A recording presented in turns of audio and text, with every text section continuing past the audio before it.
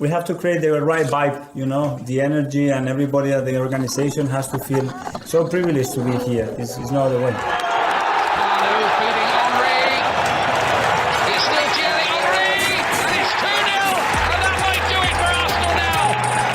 Thanks for listening to the Purely Arsenal podcast. Please follow us on Twitter at PurelyArsenalFP for all the latest Arsenal podcasts.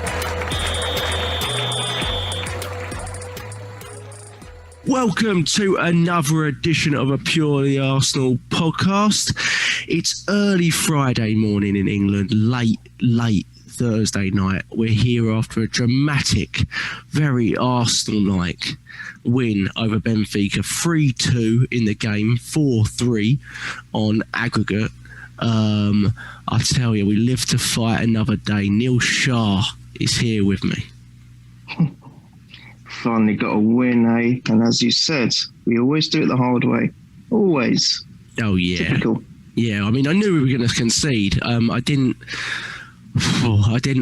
know which way it was going to go before the game, but it didn't look good for a long period of time. And I think performance-wise, it didn't as well. James Johnstone here to discuss it as well. James, how are you? Yeah, good morning, Neil, and good evening to you. Yeah, no, we all predicted a win, but I don't think any of us called that scoreline or how that it was going to be as bad as that. No, not at all. Not at all. We were watching it, and I'm re-watching it now because I didn't get a chance to watch as much of the first half as I wanted to, so I'm re-watching it now, so I'll come up with some stuff as we go. But just, I mean, it was really like win or bust. We said at the start of the game, James and me discussed it after the City game, which we tried not to talk about as much as possible. And we said it was win or bust, Neil. We said win or bust, certainly for our season, not necessarily beyond that, looking at the manager and things like that. I think whatever we think at this point of the manager, we all kind of think that, the board's going to back him in the summer, and we're fine with that, supportive of that. Let's try and believe in that. But at the same time, for our season, it was, it's on a knife edge at this moment. So Neil, how did you feel at the end of the game, mate? Especially, with all the emotions that went on in the game, how did you feel? I was just relieved. I needed a break, to be honest. Yeah, completely the same as you. Just very live to fight another day was my thing. I wasn't overly impressed, to be fair. I don't want to sound negative, but I'm going to be completely honest with you. I was falling asleep until the first goal went in. I honestly was. I mean, I thought I put a thing on the chat a bit later on that said that it's been better than a few of our previous performances, but that's not saying much.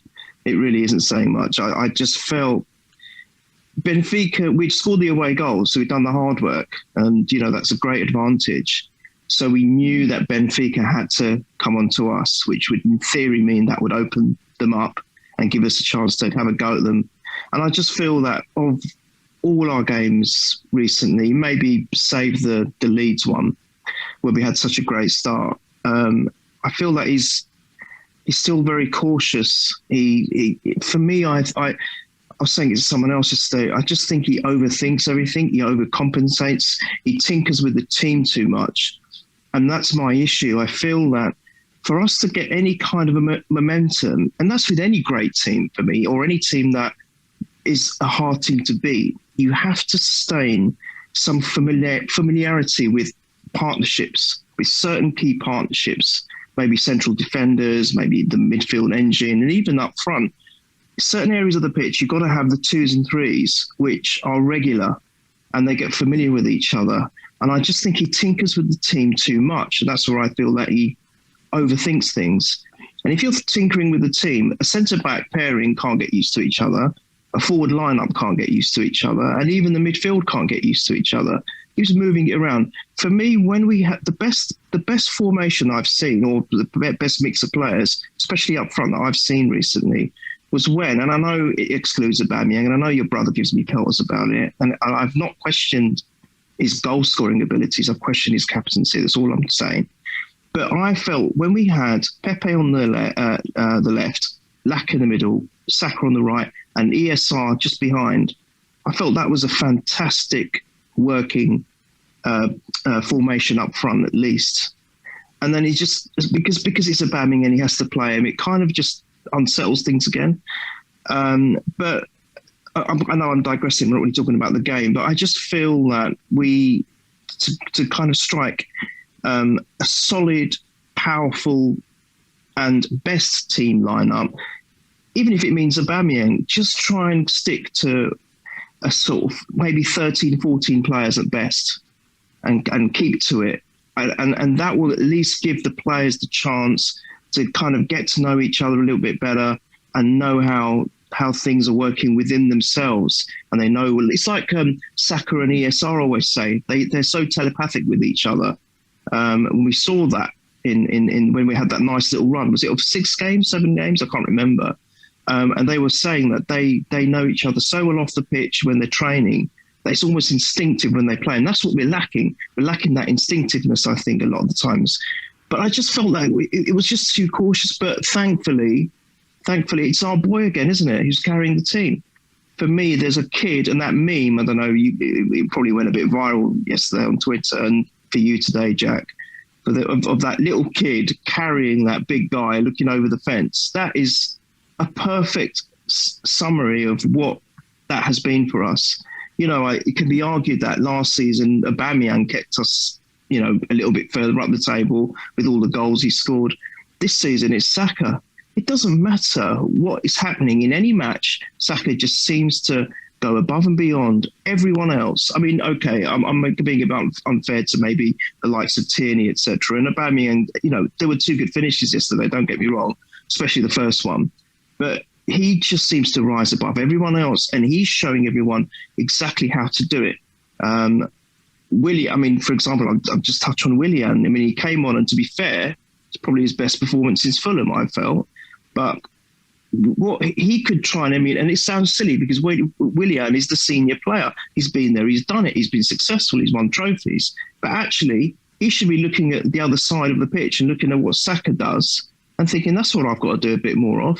The way he runs, he's just a bit more forward thinking, and he's very quick with the ball, and he knows how to lay a pass.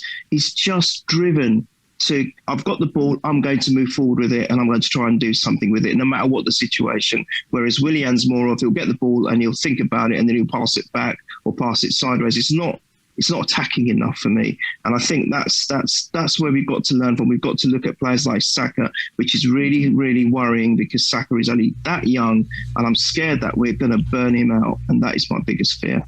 But yeah. I thought the game overall, we survived. We managed to get through. We lived to fight another day. We're in the hat for later today or tomorrow for you, Jack.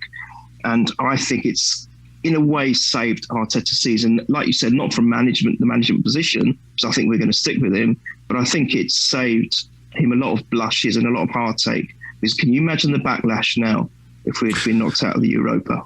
Yeah, and it's not just the stage, it's the opponent, right? I mean, if you were coming up against...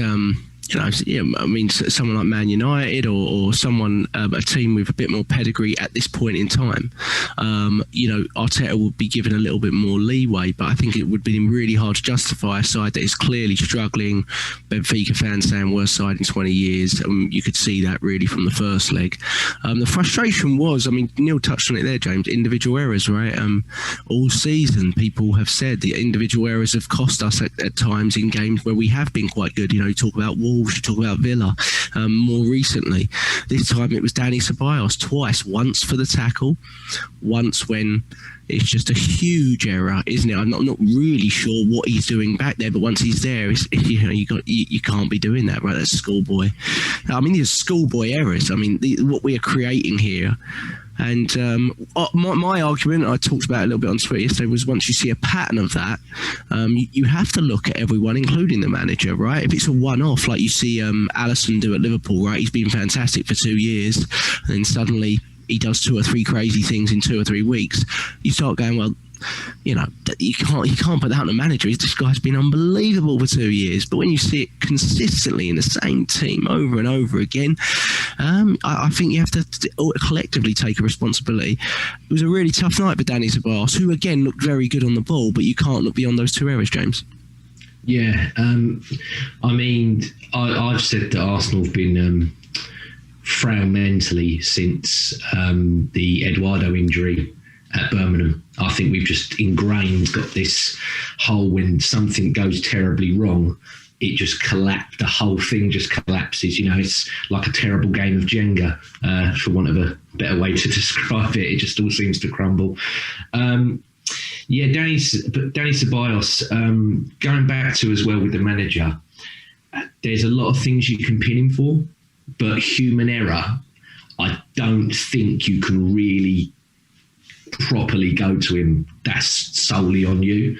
So I think, like you said, there's a lot there in terms of the collective. There's a few as well that some of the errors that have happened recently that you look at and you go, no, you should have told, before the game started, you should have gone to them, look, be tighter, Aston Villa especially, like I said on the pod, that they're the third quickest scorers in the league. So you go, right, look, for the first 5 or 10 minutes, let's just, no silly stuff, let's just calm it.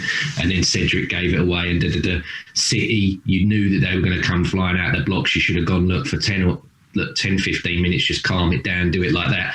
But no, this one, Dani Ceballos, it's a bit like Luiz versus Wolves the other day. You sat there going, what a great half he's had. He's done really well this half, and then it just crumbles for him. He made 8 ball recoveries, and arguably he was the man of the match at that time. I was sat there in the group chat with you guys going, of course, Ceballos is up for this. Ceballos looks great. Don't know if it was me who cursed him, but he's too deep. He's too deep. He should never be in that position in the first place. We know that he's too immobile, and he knew he was never going to catch the guy, and he dangles a foot. He dangles a foot because he's desperate, and we've talked about it before we started recording. It's a worldie of a free kick. You can't blame any of the players. You can't blame Leno for that. But no, that's the thing. He should never have been in that position in the first place. The second, you can go on about errors as much as you like. It's a terrible corner from Odegaard. I hate to pin him. It's an awful corner, which how many times do we have to say it's an awful corner? Their goalkeeper does exactly what Emi Martinez was doing for us when we were on our run. He quickly distributes that ball. Ceballos, again, I have no idea why he's playing that header there, because Leno's never going to get there. Bellerin, you're overcompensating for that lad's speed. He's never going to get there. Tini's never going to get there. And they're just, the centre-backs are miles away because they've both gone up for the corner. So, one of them should have been slightly further back to help, because we all know how limited Ceballos is mobility-wise. We just mentioned it. And, Leno's 1v1. He takes it and taps it in. And I saw Leno get a bit of flack for this one on Twitter as well. To be fair, I've actually got to give him props, because I think previously he would have kicked him and got sent off there. But I think he's learned in himself.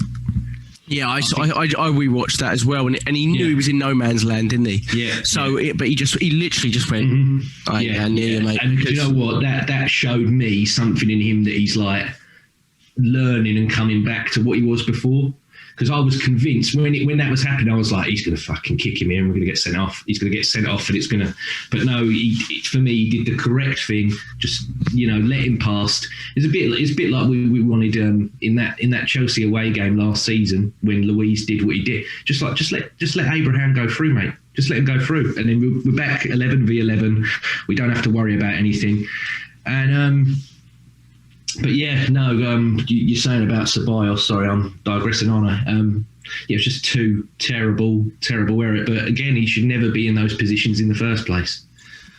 Yeah, he should never be in those positions in the first place, and it's really frustrating. It must be really frustrating for Mikel Arteta as well to see that, because I don't really think. I mean, what did they have in the game? They had in 2 legs. They had a penalty, a free kick, and a massive schoolboy error to get them goals. And beyond that, they didn't create a ton. They had a header in the first half. They had a shot from the edge of the area from Nunes that went wide of the post in the second half. When we were chasing the game at 2-2. And they were a really poor side. And I think the frustrating thing, obviously, is just such relief. And we're going to get to the positives because there are a lot of them, and the goals were terrific. But frustrating thing is that you should have seen this tie off in the first half. And I think if Arteta learns anything from this two-legged game, and I really hope he does, because I am a little bit fed up with people constantly saying things like, "Well, he's not learned that yet." He's learning on the job, so it's a two-legged game. He's going to learn that.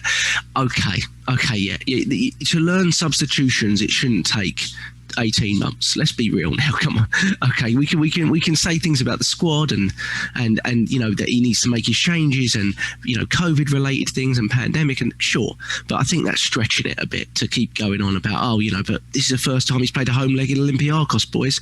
First time. Come on. Okay, come on. Everyone's dealing with the same situation, so let's move beyond that a little bit. But yeah, but in fairness to him, it must be really frustrating for those individual areas, because I still think in this game, I thought first half we were pretty poor, but then I really think, even second half, beyond that error, there's only one team really trying to create and trying to play and trying to win the game. But obviously the first goal, just to go back to it because obviously we talked about their two goals, absolutely terrific. And I've been really encouraged. I know, Neil, you talked about Aubameyang and your favourite team this season was with him without it, and I would tend to agree with you. The Leeds game as alongside it, though. But we've seen him now 4 games centrally in a row. I think it is, Leeds, the 2 Benfica games, and City, and bar City, where, let's be honest, nobody was good, and it wasn't a game for any striker at that point, because it was the most comfortable 1-0 win you'd see, wasn't it? I've been really encouraged by the amount of chances we've been getting to him, and of course Benfica away was a huge errors on his part, but he corrected that tonight. Leeds, 5 chances, 3 goals tonight. Last night for you boys, 3 chances, 2 goals. Should have had another one if he just timed his run a little bit better on Odegaard's pass. I think would have had a hat trick. So I was really encouraged, Neil, centrally, and now I'm in 2 minds, because I go back to, do you remember when Robin van Persie that season where he was unbelievable and we decided to play him up front as a central striker? I don't know if you remember that season, and we weren't very good that season. We got 4th, but the reason we got 4th was because Van Persie literally scored in every game. Do you remember, like Anfield away, they dominated us last second, volley over the top, and boom, 2-1, bye-bye. And it was unbelievable. And I look back and I think, okay, if we can get Aubameyang on a run of form like that, and there's nothing to say we can't, because he's been on a run of form like that basically for 3 years with us, and that's from the left wing. And Neil, I just wondered, do you feel a little bit for Aubameyang? One, because of his personal issues, of course, which must have affected him a little bit on the pitch, but also he hasn't played as a central striker consistently for 3 years. And even for a central striker, it's got to take a little bit of time to relearn that position again, hasn't it, Neil? Yeah, I agree. I mean, personally, look, we're not sadistic people on this pod. I hope we're not anyway. And we completely understand that if there are personal issues that are affecting him, that we're only human. It doesn't matter how much you're paid. It doesn't matter what status you have in this world, in the world of TV and pop culture, or whatever it is. You are going to suffer if there is something going on personally in your life. And you can't expect someone to be a robot. You just can't. Kudos for people who try and carry on and just get on with life as best they can, but you can't expect them to be at the top of their tree. So just putting that aside quickly, no, I'm with that. I'm totally empathetic towards that. With regards to his positioning, yeah, I mean, was it last season or early this season, we were all crying out for try him in the middle, for God's sake, try him in the middle. So, to be fair, Arteta's gone with that. To the expense of my favoured forward positioning formation, if you like. But there is 2 arguments with it, Jack. You're right. You've got the one argument where he hasn't had the time to adapt. And to be fair, it looks like it might start be working for him and clicking into gear. So, yeah, with you on that one. And let's not forget, he is a great finisher. I mean, the first goal epitomised that. I mean, the second goal was more of a tap-in. But the first goal, that's a great dink over the keeper, and you have to be so quick to do that. You don't get much time. And he's blind to it as well. absolutely. Can't look up. He hasn't got time to. And that's something I don't think that can be taught. You're born with that raw talent. It's just instinctive. It's completely and utterly instinctive. Let's not forget the part of the reverse through ball pass by Saka, though. That was sublime. That was liquid gold for me. But it's almost becoming like, James may have said it in the past, saying, when you don't talk about a player, they're nothing to worry about because they're doing good. And we were mentioning that with our goalkeepers. In the past, it was Emi when he was doing so well. And then recently when Leno's been coming back into it, as James alluded to it earlier, you don't talk about them too much. You know that they're doing all right and don't have to worry. Saka, where he's so above and beyond and on different levels, and probably arguably now one of the most sought-after youngsters, I would say, in Europe, it's almost as if you see him do this these snippets of magic, and you just think, it's nothing abnormal, though, is it? It's what you expect from him, and it's just incredible. So let's not forget that Saka was highly involved in that goal and the second and the winner, to be fair. But Aubameyang, where I feel that we can kind of support him in this change and this adjustment to his play. At the same time, there have been times, Jack, where a lot of us have been critical of him because he's coming on and playing, and I don't think he's running around enough. I don't think the urgency was there in him. And yes, there is this big question mark of lack of service, which, we were thinking, where's our creative player? Where is it? I think now we've got three. We've got Emil Smith-Rowe, we've got Odegaard, we've got Dani Ceballos. I think we've arguably got three. Let's put Saka aside for a minute. So, and even Tierney, to be fair, and Tierney's he's on a different level as well. But so now the service is there. We can't say he's got no service. But I think even when we were having that issues with service and he wasn't getting the ball as much as we'd like, when he did, he was making mistakes, Jack. He wasn't doing the right thing. He wasn't the Aubameyang that we saw that carried us last season, that won us the cup last season. There's no two ways about it. Winning a cup competition is a team effort, but especially the semi-final and final, it was him. If he wasn't there, we would not have won those games. We wouldn't have even got to the final. So I will give him credit for everything. I think he's a wonderful goal scorer, but I think I don't want to, just because of a couple of games, all of a sudden say, he's clicking in the middle. He's going to do things for us going forward. I hope he does. I hope we win every single game that's left in this season for us in both competitions. I'm a positive, try to be a positive where I can, and I want us to do well. But I'm a little bit hesitant to say it's the answer, because I don't know. I need to see a good run of 7 or 8 games where he's doing it consistently. And, we can't just judge him on a couple of games where, quite rightly, he's got great stats. And that's where the question mark comes in with the rotation, right? And I said on the previous poll that I think they massively overplay rotation, especially with our side, which is a pretty deep squad. You might not say deep in quad, but it is much deeper than some of the teams above us. And also the fact that we played in the Europa League group stage up to this point, and our ability to rotate has been far greater than any European team in the league. Neil is very popular for 7 o'clock in the morning, his phone popping off constantly. But that's where I'm in two minds, James, with the rotation. Sorry, Jack, it's your brother. He's it's it. He says, stop hating the family. What he said? Yeah, go on. Now we're dreaming, mate. Going to get Spurs in the next round. Later, wait and see. Then we will beat them. Arteta forever. Listen to this. Wasn't he dissing Arteta? I'm sure he was. He disses everyone. He goes back. Arsenal are on their way back. This time next year, we will be a different team. Yeah, you watch. We'll be going. So, the championship. What's brilliant. The schedule? No, you've got to get him back on here. No, he's an absolute nightmare. He's so funny. He is funny. Yeah, he's a laugh a minute. He is. I think he forgets what he writes like a week beforehand, but he's hilarious. But he was texting me. I've been very happy after the game. He wasn't texting me a 2-1 down, but after the game, he was very ready.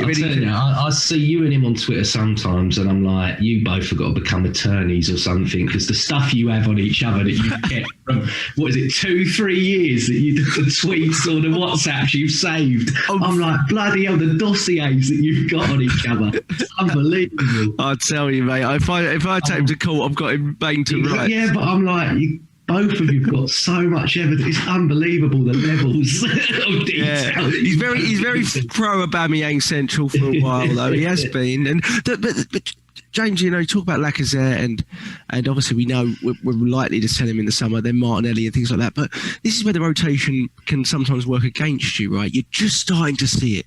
You're just starting to see Aubameyang start to play centrally and click. And I'm not encouraged just by him scoring. I'm encouraged by the volume of chances that he's been getting, right? You talk about 5 against Leeds, almost 5 here. Benfica, so many, should have scored away. Couple of times.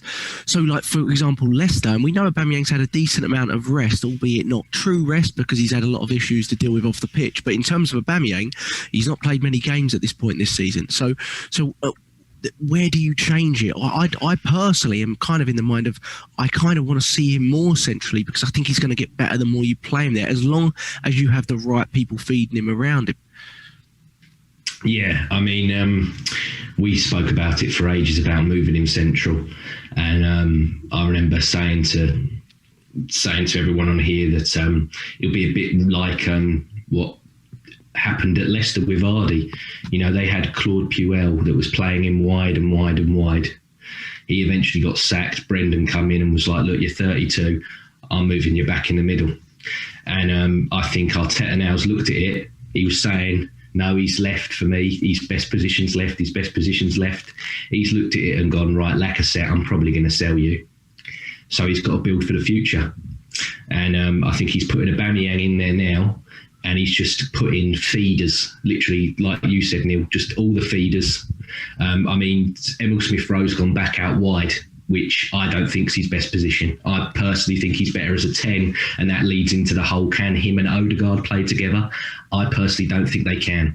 I think you got to pick one, and you got to stick with it. And that's fine, because look how leggy he looks, James. Yeah, you know what I mean? Yeah, no problem with that. Some people say, no, don't buy a 10 because you'll win a Hibbett. Now, what are they saying now? I know he's been pushed out left, but it's not just that he's been pushed out left. He looks like he needs a week off.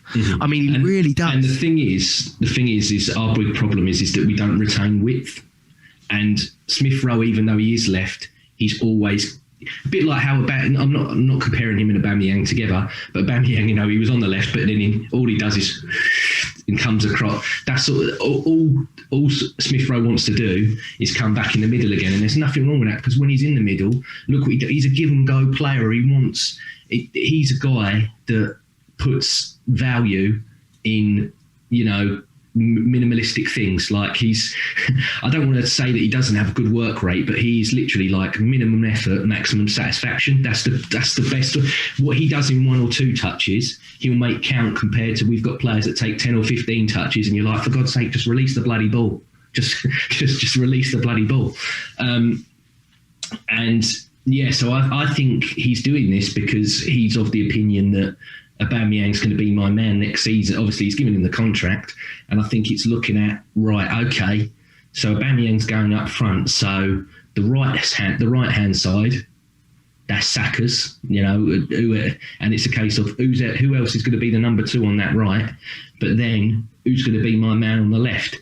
We all know who we want it to be. I know who Neil wants it to be. I think all 3 of us are the same as who's going to be the man on the left. Willian. However,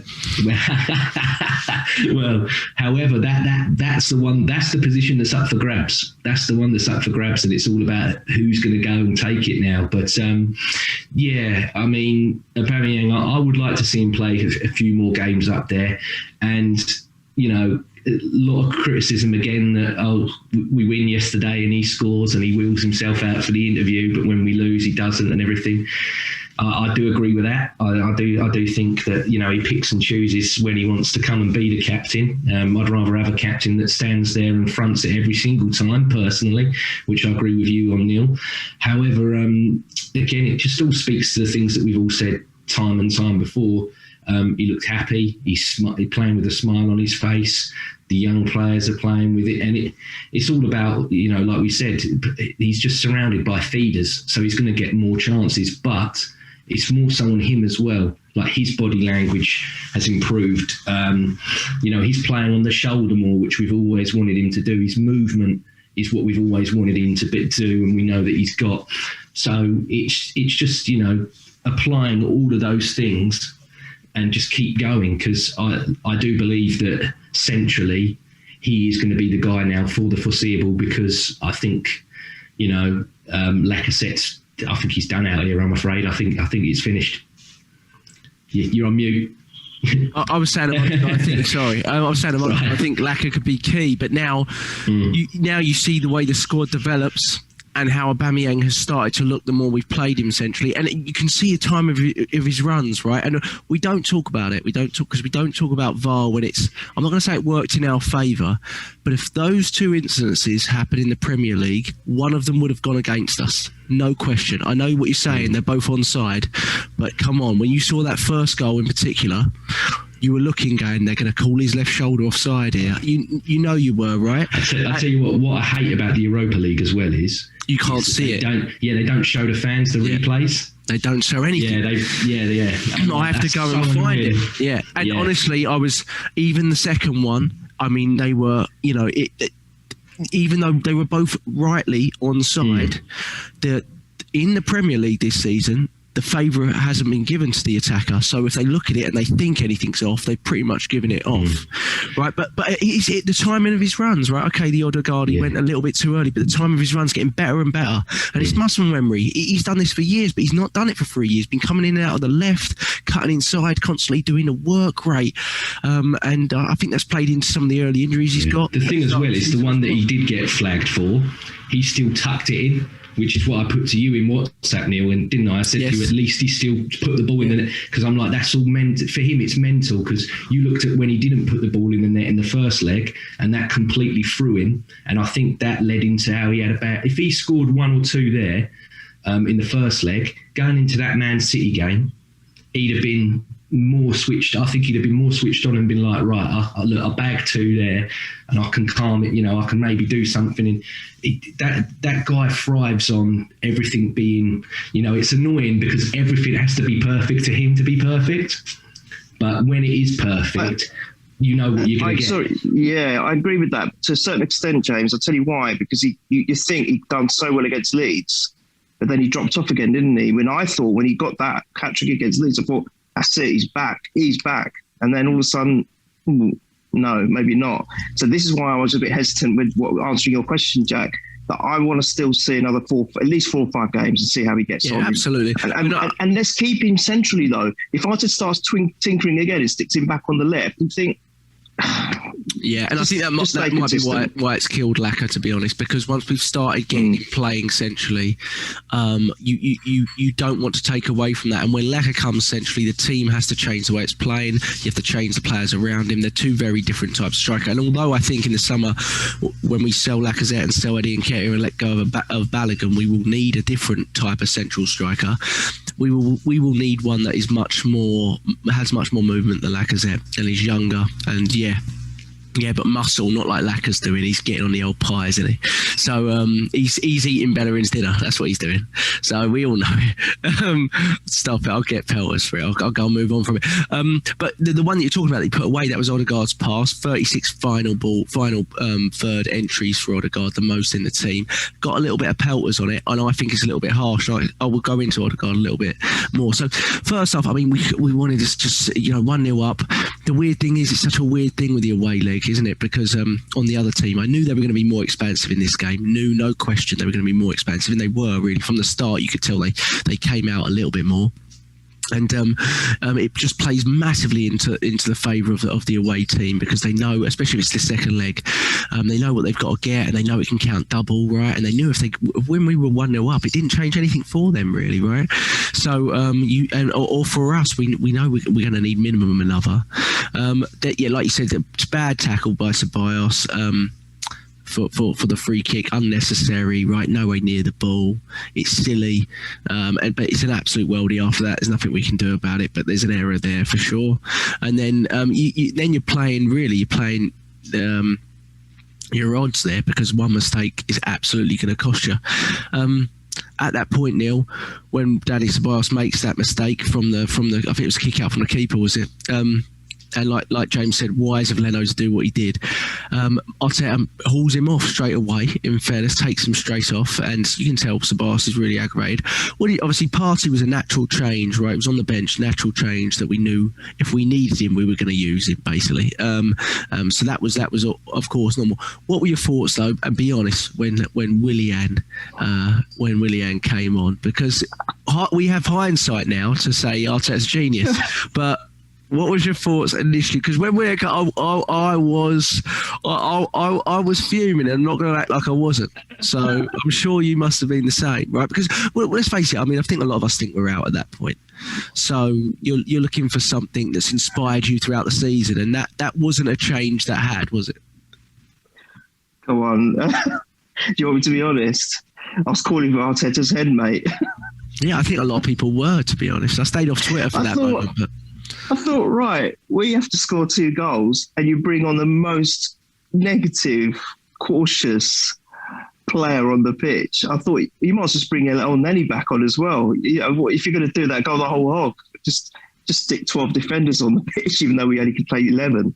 I was fuming. I was absolutely raging about that decision.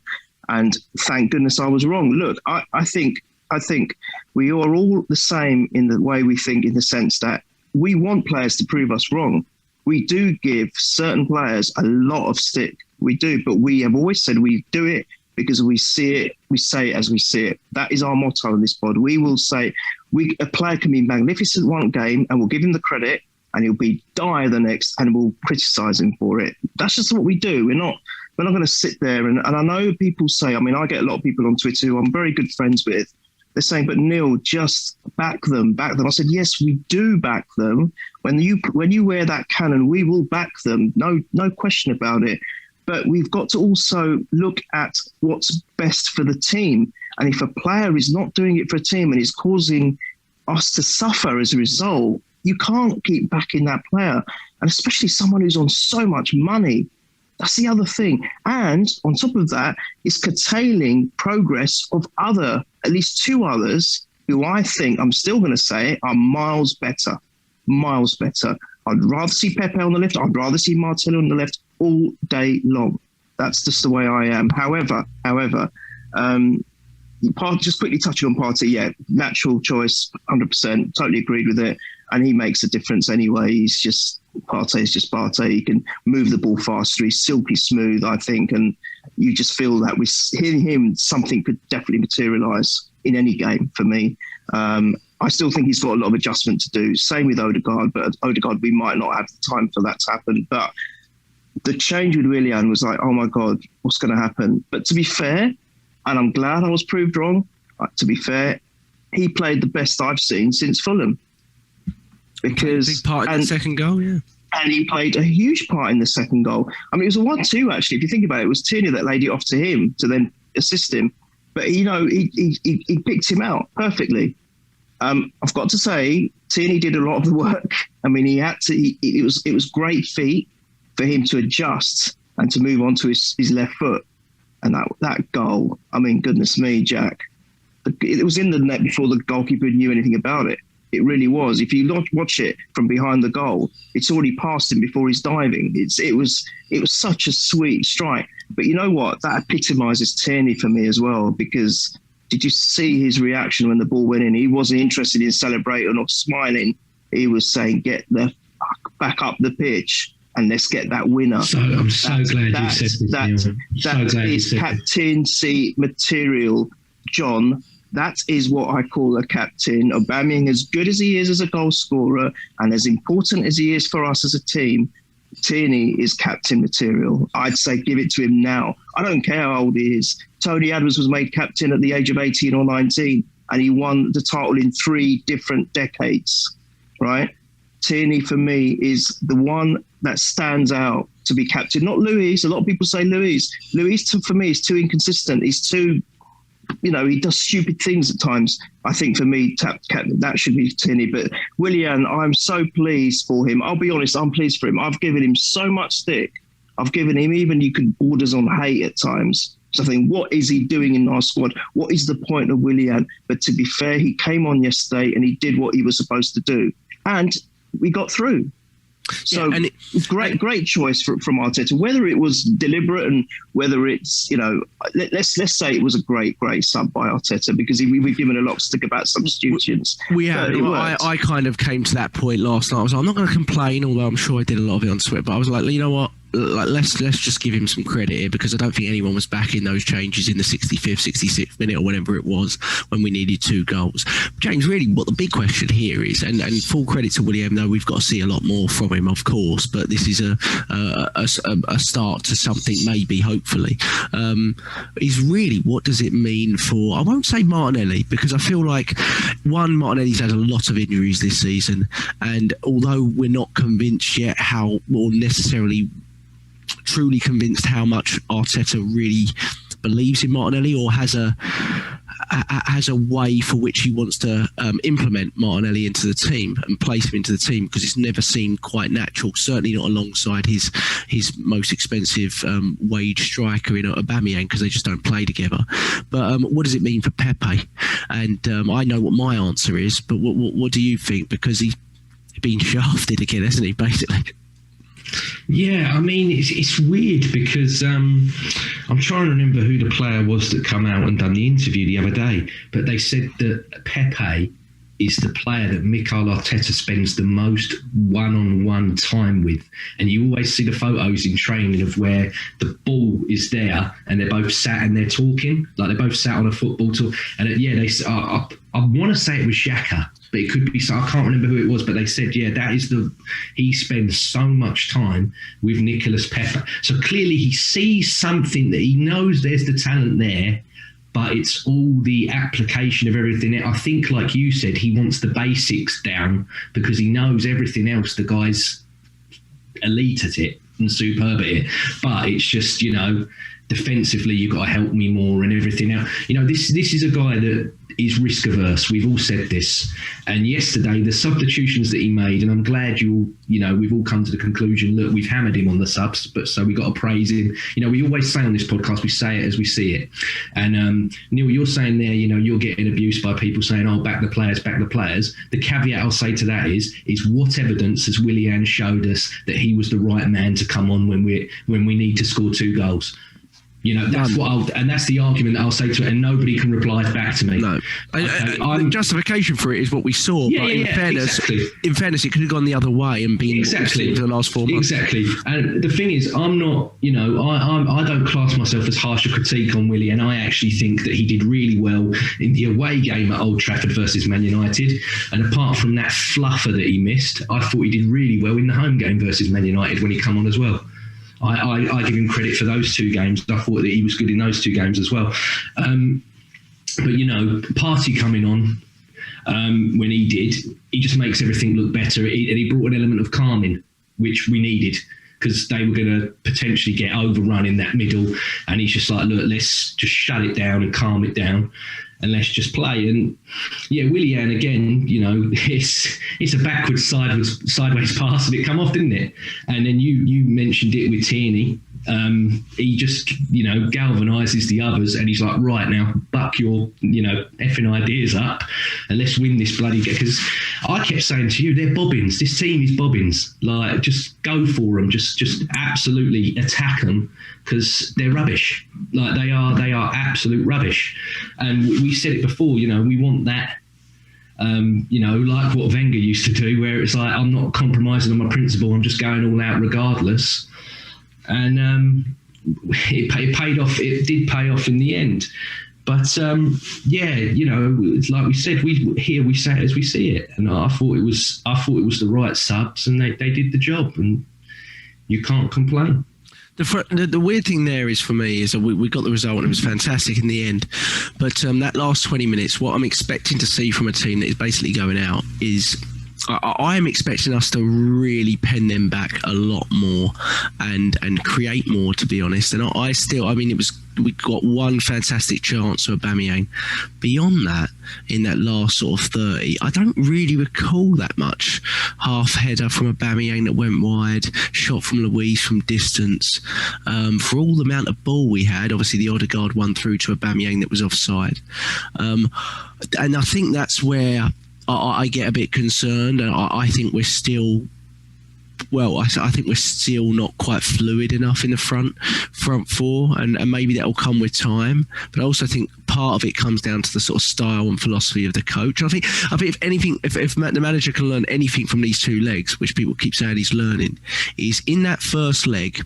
In the last 30 minutes, you were far too cautious and it could have cost you. It doesn't matter that you missed the big chances. I'm sure the plan was to go 2-0 up in the first half and then shut up shop.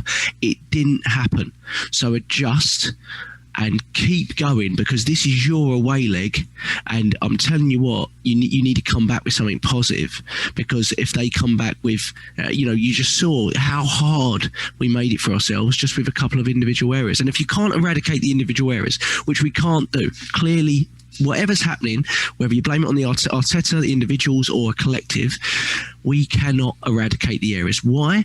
Because you're putting faith in players that consistently make individual errors. So you keep playing David Luiz. Now, if you think he's one of the best centre-backs, then fine, go ahead. But what you also have to remember is once a month, he's going to make a ricket. That's basically what he's going to do. Evidence since he's been with us suggests once a month he's going to make a silly error, right? I want to say him and Gabriel were awful yesterday. I thought Gabriel was the worst of them. I agree. I thought Gabriel was terrible. I remember the Nunes chance chucks out to me where Luis was just losing it with him because he just lost the 50-50 challenge and walked away from it, basically. And I think that's another one of my concerns, James, is Neil talks about consistency in the team.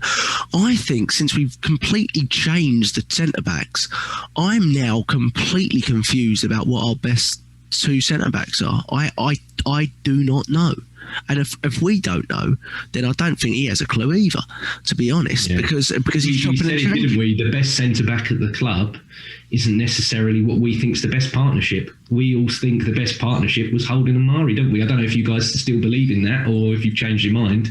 But we were like, he's the best one in the club, yet the partnership is the one that people don't think are the best two. Yeah, we're getting a case of Thomas Vermaelen, aren't we, at the moment? Yeah, a little bit. So hard. And I like Gabriel, and we all, loved Thomas Vermaelen for a long period of time. But since he's without question, since he's come back from having COVID, he's not looked anywhere near the same. And I'm not sure he's been cleared, so I presume, I'm not really sure what's going on there. But he looked really, really rusty. We were losing 50-50s. We weren't following our men, and we just looked really open defensively. And that was really concerning. But again, about the ice skates as well. Like Gabriel just kept foot slipping over all the time. I'm like, what's going on? I have no idea, especially late on. Yeah, I was seeing that all the time. I was just slipping all over the place. But he gets touched tight to people sometimes, Gabriel, and he's a little clumsy. But what I will say for him, in fairness, and no one's mentioned this, who's the guy from QPR for them? Tarabt should have been sent off in the first 10 minutes, by the way. Yes, he didn't even get a booking. Big stamp, yeah. Over the ball, lower shin, he didn't even get booked. Which means they didn't review it. And I don't know how that didn't get reviewed, because he literally, I was like, he's making a meal of this. And I watched it again. I was like, that's an awful challenge. He's nowhere near the ball. So a bit unlucky there. But I really hope he learns from the first. And we don't know who we're going to get in the next round. But if whenever that away leg is, and if it's your first leg, you have to go there more positively, because one, if you make an error there, you've got more time to make up for it. But secondly, the away leg is so key. It's so key to make sure you get something from that away leg, And look at the teams that did it. Like look at Slavia Prague versus Leicester. They didn't really do anything first leg. Slavia Prague. They went there. They were expansive. They scored, and Leicester suddenly need two, and that's it. It's game over basically. And so it's just. I think he has to look at how he's handling two-leg ties. And obviously he had a big error in that last season, and he was really close to having a big error here. And I said at the end of the game, Bukayo Saka saved his job again. I didn't literally think that, because I don't think anyone's questioning his job, certainly not at a board level. But from put it this way, if fans were in the stadium, then I think that would be pretty relevant at that point. I think that would hold pretty true, and he did. And like Neil said, I mean, Bukayo Saka is not so. I mean, what's setting him aside from the rest and a lot of the youngsters as well is just his output, right? He's so deadly with his output and being able to create and pinpoint accuracy from his crosses. And I didn't think Tierney had one of his better games necessarily before the goal. I mean, his work rate's fantastic always, but lots of wayward crosses and things like that. But Saka's never wayward, is it? He doesn't play it into an area, he plays it to a person, and that's basically what he does. And I wish everyone did that. He looks up, he plays it to a person, and I think Tierney and Bellerin are guilty of playing balls into areas too often. And if you watch us, you know no one's in that area. Like we're not a team that flows 50 people into. We're one person in the box most of the time. So that's really fantastic. And he was basically right back. He was basically, when he played that ball, we'd taken Bellerin off. He was a right wing back, and he's still flying. Do you know what I mean? And he's just what a player. That's what I was just about to say. You're thinking, how much game does he have left in his legs? Because we're all the time going like, he's going to burn out, he's tired, he's going to burn out, he's tired. And then he just, clutch player, isn't it? He does a mazy run, he gives him a step over, crosses it in, and I started laughing because I thought of what Joe Laguna was saying the other day when me and you slagging off Aubameyang. Why do we do this? He never wins headers, and he's won 2 in the last couple of. The first thought in my head was, I bet Joe's watching that, laughing at you and me now, going, what do them two know? And I've got to say it more often, things like that. Yeah, it's a pearl of a cross, isn't it? I'm like, jewelling the crown type cross. And I just want to say as well, last night he won all of his aerials when he was at right back. So he was winning the headers to stop the attacks coming in. He made 92% of his passes. He made all of his tackles. So as well as an offensive output, defensive output as well was on point. And it just goes to show how good he is. 18 assists since the start of last season. Only Trent's got more of him than with 20 out of all the 20. English. Yeah, out of all the English players. I mean, the guy can do a wheelie on a unicycle. Do you know what I mean? That's how good he is. He's just a superb, he can slam a revolving door. He's just a superb, ultra talent. And I don't know. Part of me's like, please rest him, but he keeps doing everything for us. So I think Sunday's the time, to be honest. It's so difficult because he just keeps producing. I'm like, yeah, he is overly relied upon, and sadly, when you get us the results, you got to do it. I'm a little more concerned with how much we rely on him than someone like Cess, because I believed in the philosophy more under Cess. So if you remove Cess from the team, I still believed in the footballing philosophy. Players around him. He did, footballing players. Yeah, but he also had people that would win games on their own. There's not many of them here that can do that. No. You had people like Henry or a Perez or a Lundberg or whatever that just went, oh fuck this, I'm doing this, I'm doing this by myself. We haven't got any of them anymore. Yeah, and then you had your Van Persies and Adebayos when they left, and Eduardo's and things like that. So I agree. He doesn't have quite the players around him. The philosophy bugs me more, though, because I do feel we're relying on individual quality more than we're relying on, kind of a collective way of playing as such. So, but, the goals were fantastic, and we deserve full credit for that. And Arteta does too. I mean, he must have been. He looked very calm in his post-match interview, but I tell you, he must have been one relieved manager right there. So, a full backing for him, and I think people give all of us, maybe Pelters, what's your thought? What do you want with Mikel Arteta? Well, what I really want with him is to succeed. Of course we want him to succeed. And that would be such a silly thing not to want that, wouldn't it? But at the same time, in order to succeed at a club like Arsenal, you've got to meet certain requirements, right? And you look at the draw now, it looks, there's a lot of good teams in it, right? There is a lot of good teams in that draw, and we are going to have to drastically improve if we're going to do anything in the next round. But James, prediction for who we're going to get before we get some fans, a couple of fans questions. Oh God, who are we going to get, or who do I want us to get? Well, I could probably guess who you want us to get, unless you're someone that wants a big tie at this point. But it's sandwiched between the league game against Tottenham, by the way. I think the Tottenham game in the league is sandwiched around it. So for me, if you want to win the whole competition, which we do, you have to beat one of them two English teams. So regardless of how far we go, you have to beat one of those two English teams. For me, you have to beat them to win the whole thing. So if it is one of them two, then roll the sleeves up and get it done. Because to win the whole competition, those two English teams, I know the other one's got history and everything else, the bottling and whatever, but he's going to go full pelt for that. I know he's already got one final, but he's going to go full tilt to win that one. He wants to do what he did at Man U, basically. Exactly. And he wants to be the first manager in God knows how long to win that lot of European trophy, because it's all about him. It is. It's all about that. It's not about his team. It's about me. Me. So if you want to win it, you have to beat that lot, I'm afraid. Yeah, he'll happily get sacked if he does that. Well, exactly. But there will be a time that we may, if we're going to win this, we're probably going to have to beat them. So if it's them, it's them. But for me, I don't care who we get as long as it's not Villarreal at the moment. Because for me, if it's Villarreal, all these revisionist fans who are like, oh, see, I told you Unai. No, you fucking never. We all wanted him to go. Everybody didn't want Unai Emery there anymore. But because, it fits into this new narrative of bashing the manager that we've got. And, yeah, you can question him, but, comparing the two of them, oh, no, he's better than him and this one's better. I don't want all that. I don't want all that at the moment. So, yeah, I'll take whoever.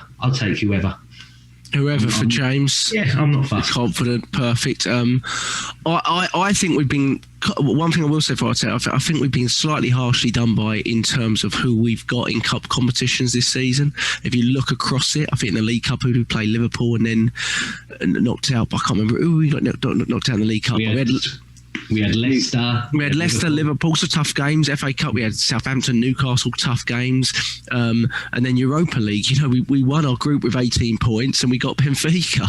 So it's not an easy game from winning your group with 18 points, you know what I mean? Man City was who knocked us out. Man City, there you go. Arsenal punching it into the net, wasn't it? Yeah. Yeah, so I'm not saying there is an easy tie, but I certainly would like one of the easier ties on paper. Neil, who do you think we're going to get?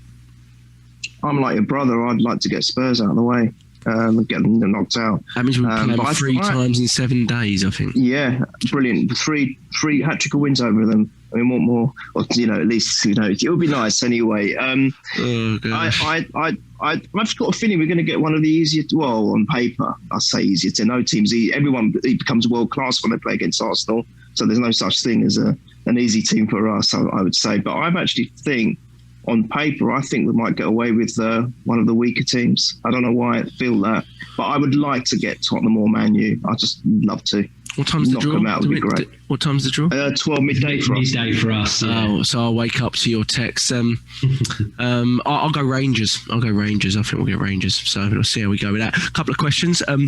Joe the Gooner, who you just mentioned, at Daddy Gooner 83 says, why does I'm reading my brother's responses to people's questions. I think John went on a rampage. Why does Arteta keep dropping back on here? he's already responded to the questions like he's on here. You might as well just get There's more I'm going to read out to the detriment of Jack, I'm afraid. But why does Arteta keep dropping Pepe whenever he finds form? John's response was, Pepe's awful. However, drop Odegaard and play him. Play Smith Rowe Central. There you go. So, but I mean, my answer to that, Joe, is I don't think Arteta, as much as he speaks to him in training, I don't think Arteta likes the player that Pepe is. If he has to speak to him this much and still can't get him into the team, it's like Lacazette. Anytime he gets an excuse to drop him, he drops him. And now it's not even to the point of having an excuse to drop him, because Pepe didn't really do much wrong. It's just you're going to drop him. And I think if it was Arteta's team truly and all the players were, Pepe wouldn't be anywhere near it. He wouldn't have signed him. I think that's pretty clear, isn't it? Isn't that pretty clear, wouldn't you say? I think that's pretty clear. And I think that's what we're dealing with, Joe. I think we're dealing with a manager that, and this is why he is so backed, right? Just think about it. He's been able to eradicate a 30 million signing made from the club a year ago, right? Just just remove him for 6 months and then loan him out.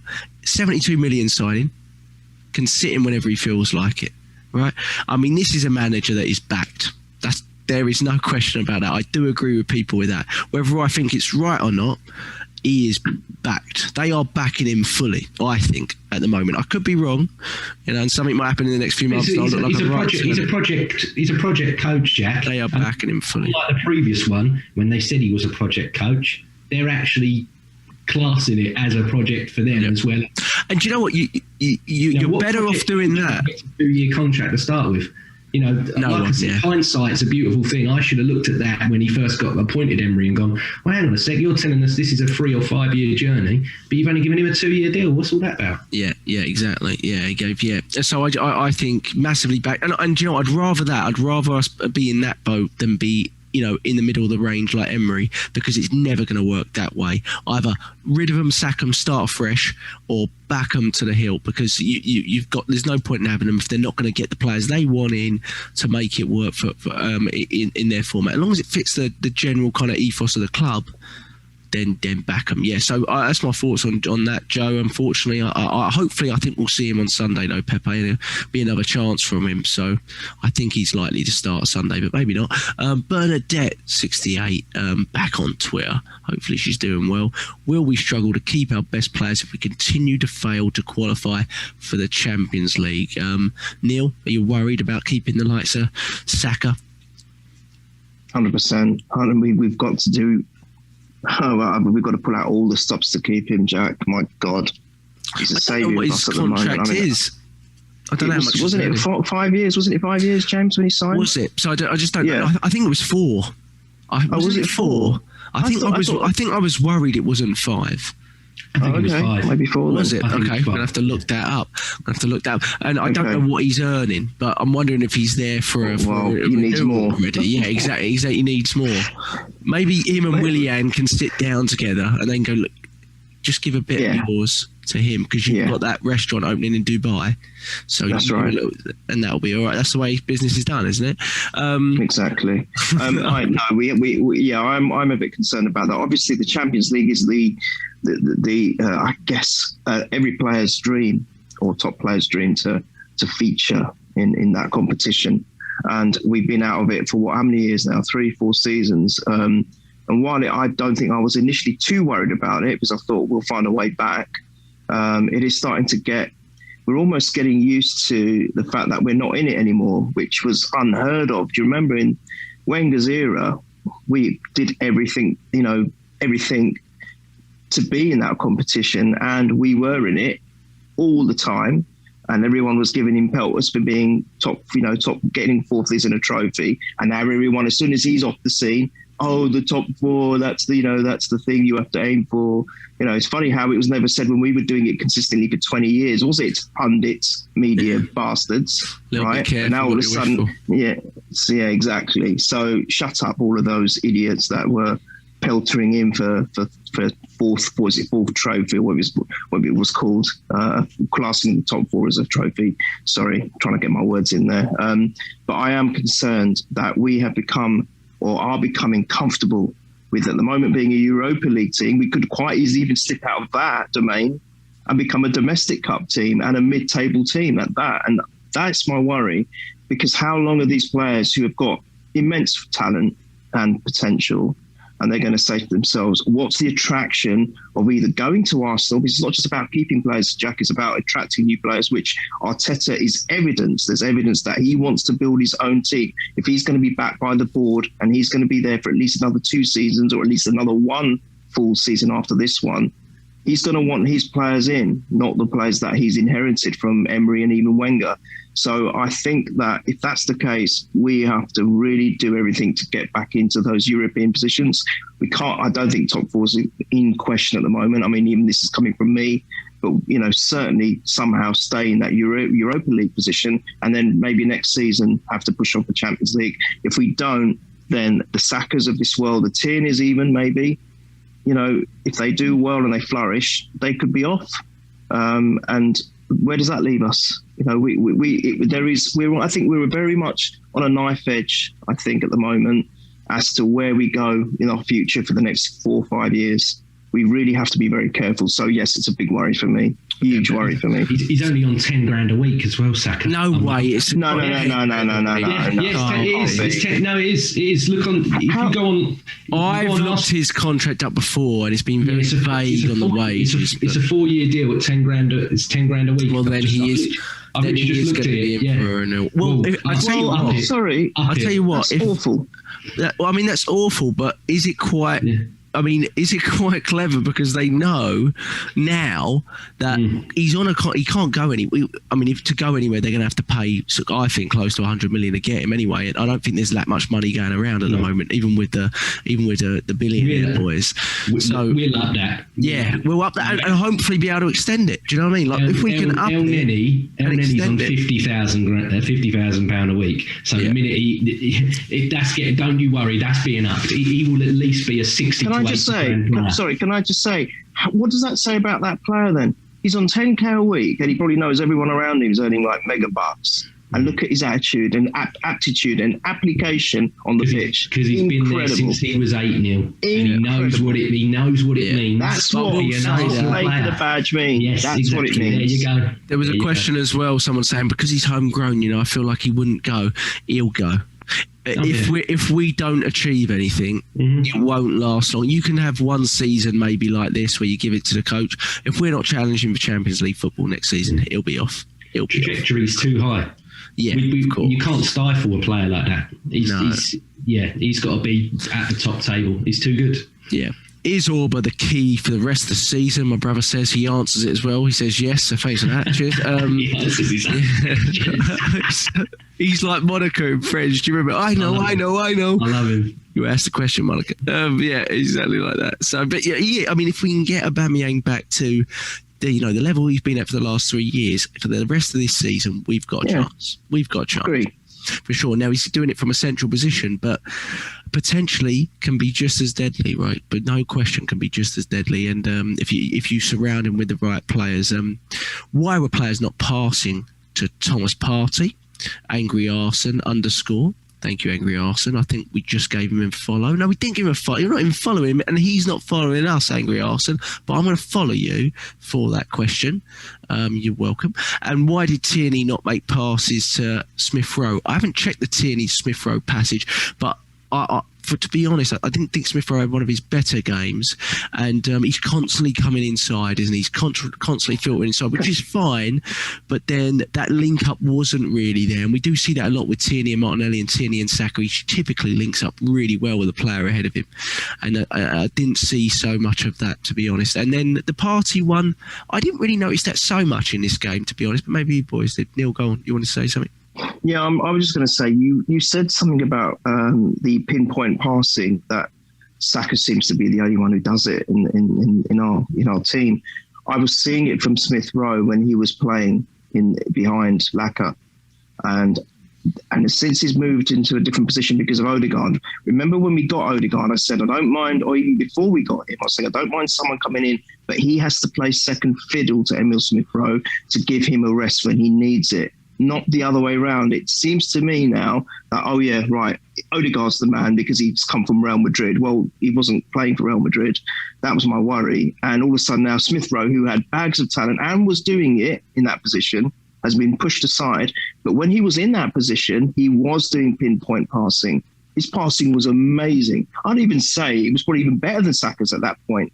And that's as far as I'll go with it. But since he's moved out of his probably unfavoured position, and we've had this argument with Niles, look, just be grateful you're playing for Arsenal and get on with it. And Smith Rowe does come across as that kind of player. He will just get on with it. He won't complain. But I don't think he's in his optimum prime position at the moment because of Odegaard.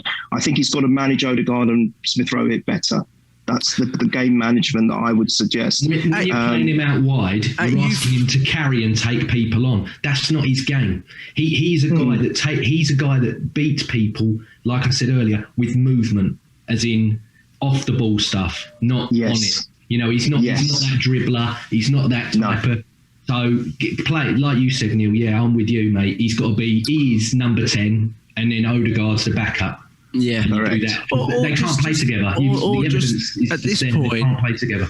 Because I would say one thing I would say with him, he has looked very leggy since the United home game, which was an age away, it feels like, and he's not really been rested much other than for the City home game.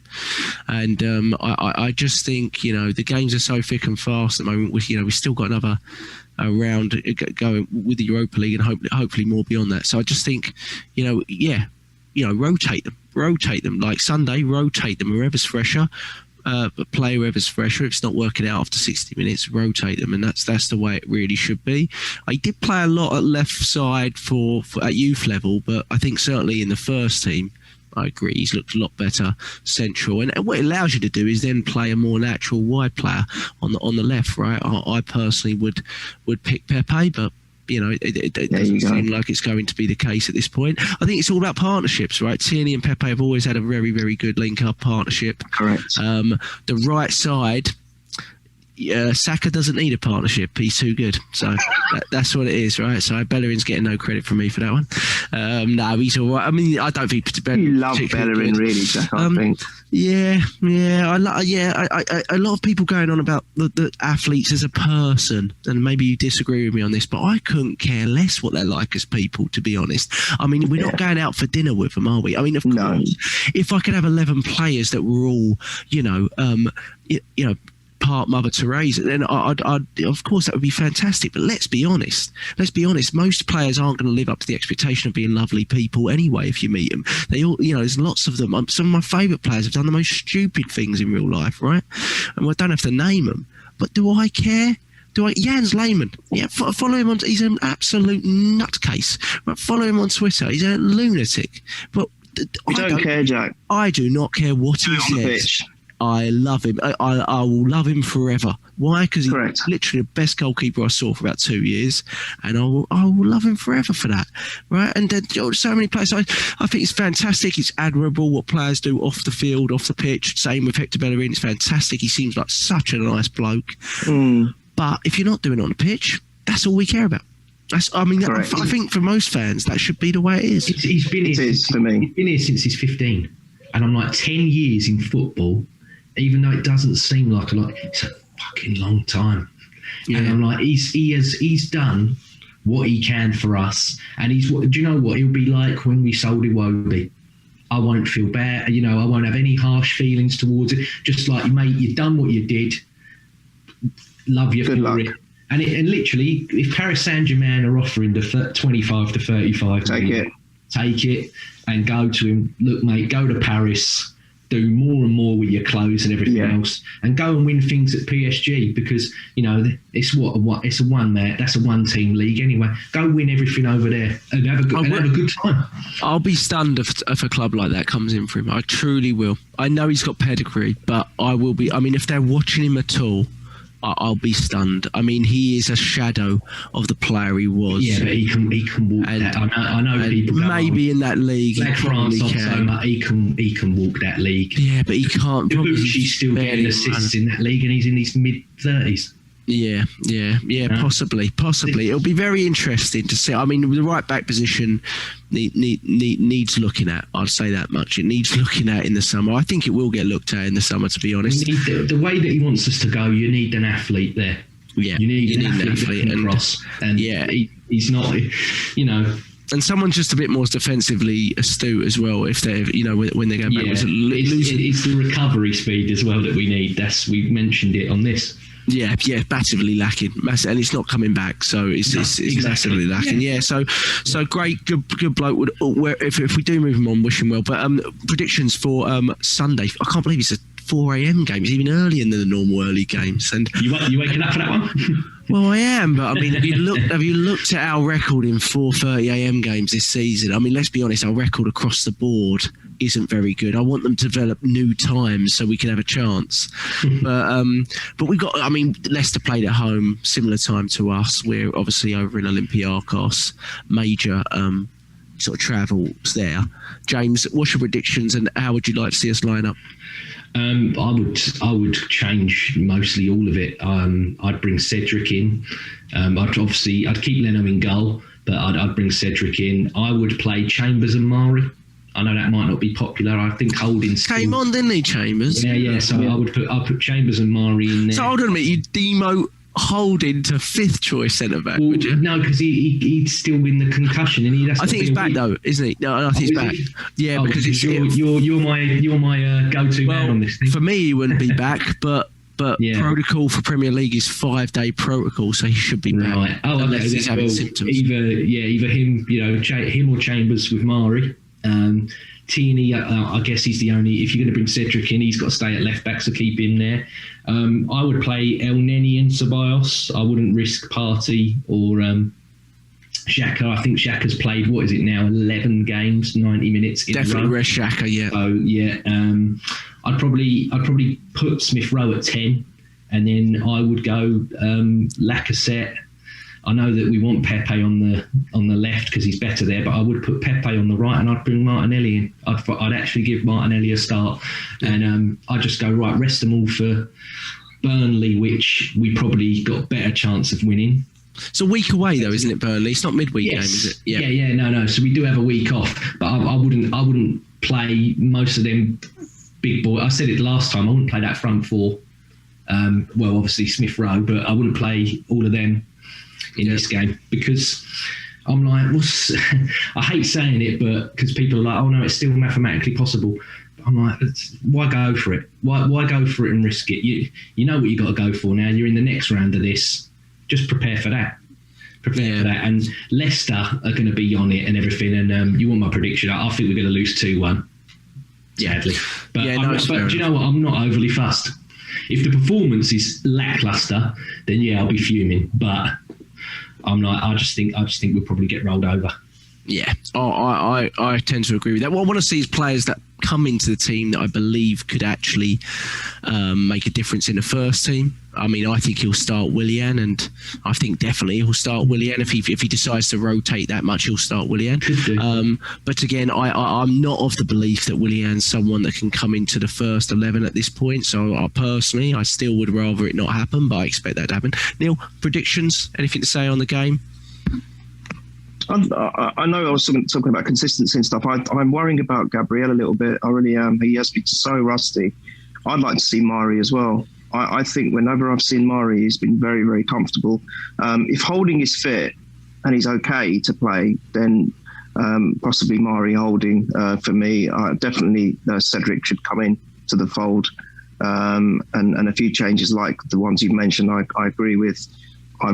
For me, I'd rather see someone like Pepe, but I think you're right. He's going to go with Willian, especially with his cameo. And fair play, he did all right. So I think I'll stick on the whole. Go with what you guys are saying. For me, I won't be as negative, but I'm not going to be my positive self either.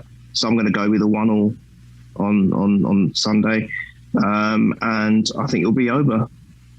Aubameyang, yeah. Another point towards safety, mate, if we get that. Yeah, exactly. Yeah, I'd start Aubameyang. That's one player I actually would start. The reason being is the whole trying to get him back flowing centrally again. I think he's had a lot of rest. Obviously, there's a risk with everyone that you play, but start Partey with Ceballos. Don't want to see El Neni anymore. Seen enough of him. That's a rubbish. So don't want to see him anymore. And I think we haven't seen Partey and Ceballos. One combination we just haven't seen a lot of. So I'd like to see that. And I think Ceballos will be down about how he played. So I think just chuck him back in. Maybe just chuck. He looks like a guy that just wants to play football. Chuck him back in. He cares a lot, doesn't he? Arteta alluded to it at the end of the game that he was most happy for Dani Ceballos. And I thought that was quite sweet as well. Play Pepe on the left. It will be Willian on the right, though. I'd put Martinelli somewhere, but he won't start him. So it'll be Willian on the right. I'll put Pepe on the left. Smith Rowe, Odegaard in the middle. Yeah, happy to see Mari and Holding, and it's definitely Cedric at right back. Just to take a look at him and see. If you were going to do Mari and Holding, would you go right? Chambers, you go right back, and Cedric left, so that gives Tierney the rest. Yeah, you could do that. I don't love Chambers at right back. I still have palpitations about the Swansea game 74 years ago. But I think that Barnes and that would rinse Chambers. Yeah, they'll rinse it, absolutely. They will rinse it. I mean, and to have him come back, but he mentioned something about Chambers at right back, Arteta, in the last week in an interview, and I remember feeling my heart pound a little bit.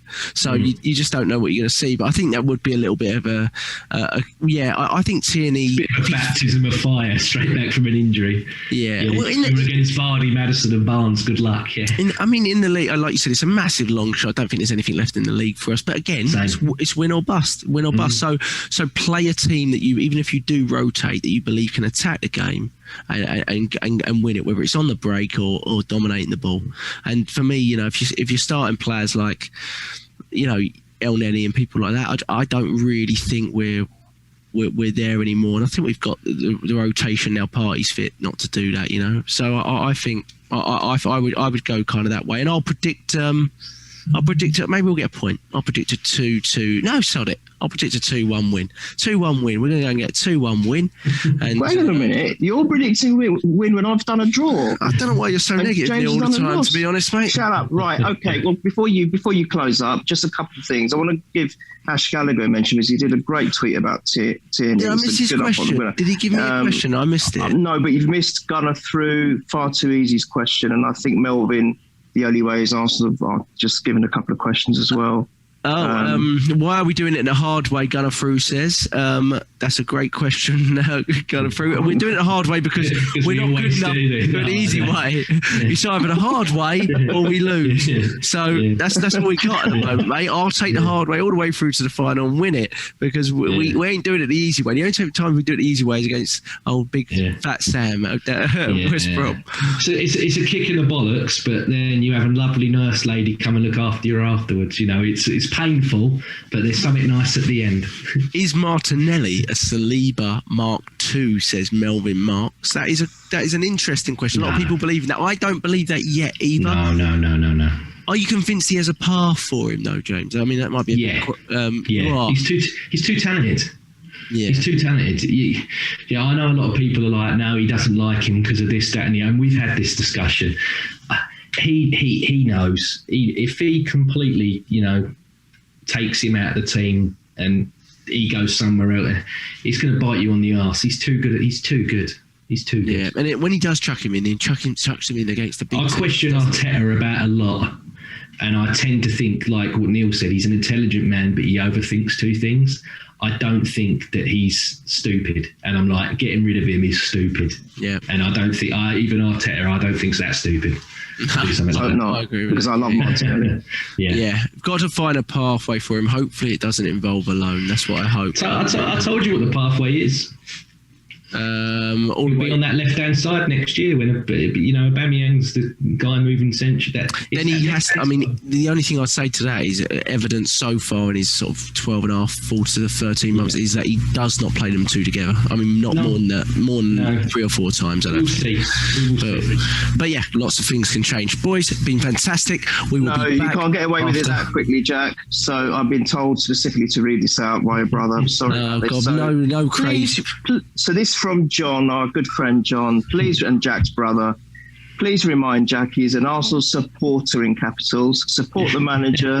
The owners don't at all. As fans, we all need to support him. The owners are the cancer of our club. There you go.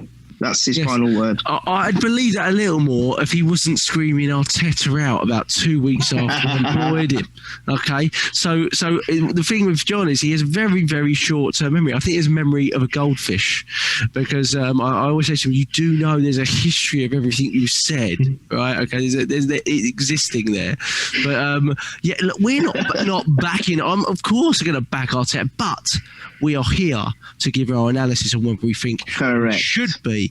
And as a club, we should be. And I'll always go back to the same question. We don't know how this season's going to end up, but if it ends up in a format what we think it's going to end up in the league, which is mid-table-ish, and if it ends up only one team can win the Europa League, and we're looking at that ties now and going, I don't think we're necessarily one of the favourites, but maybe we are. But so if it ends up in that format, you have to ask questions because you have to ask where the progress is, and you have to at the very least ask those questions. And to be honest, there isn't another big club that wouldn't be at the very least asking those questions and probably more. And I think evidence kind of supports that, right? Especially in Premier League era anyway. Some people go back to Alex Ferguson, but even that was not quite the same. So, yeah, that would be my argument anyway. You never know, might have a new owner in the summer. He's made record losses. He might want to sell up, I don't think he will. Well, yeah, you never know, 'cause he's spent so much over here at LA. I was looking at the older, money situation with him at the moment, and I'm like, he can easily make that money back with Arsenal as an asset. So I personally don't think he is going to sell. But at the same time, I'm like, if he wants that cash injection, it's there. Because was it Dan Gote, whatever his name is, he said, whatever he says it's worth, he went, I'll pay it. He went, I want it. So he's like, name your price and I'll pay it, because he's like, I want to own Arsenal. I want, But then we heard that from Usmanov. He said it's not a matter of how, it's a matter of when. And look at Everton now. He's gone up there. They've got a new training ground. They got a new stadium. Got a new stadium opening. I'm like, yeah. But they do still have Jordan Pickford in goal, so that's something. True. All right, boys. Have a good day at work. Up the Arsenal. We're in the next round.